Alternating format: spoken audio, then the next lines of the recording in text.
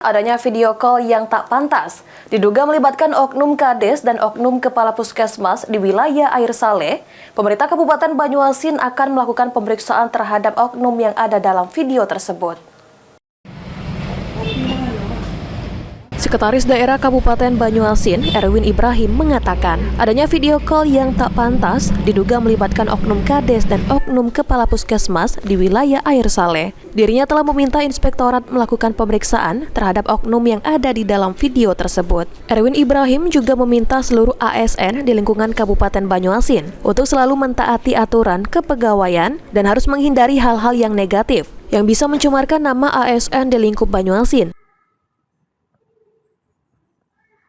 Jadi kami sedang menerima pengaduan itu bahwa ada oknum Kades dengan salah satu oknum petugas kita Puskesmas melakukan video call yang negatif.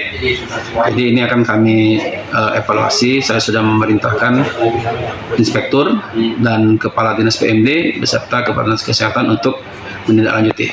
Nanti akan saya pantau bagaimana hasil dari pemeriksaan tersebut. Kalau himbauannya Pak untuk ASN Pak? Ya, intinya ASN itu adalah pelayan masyarakat dan ASN ini terikat dengan norma-norma kepegawaian. Jadi untuk hal-hal yang negatif, hal-hal yang tidak produktif dihilangkan. Ridho Ilahi, PAL TV.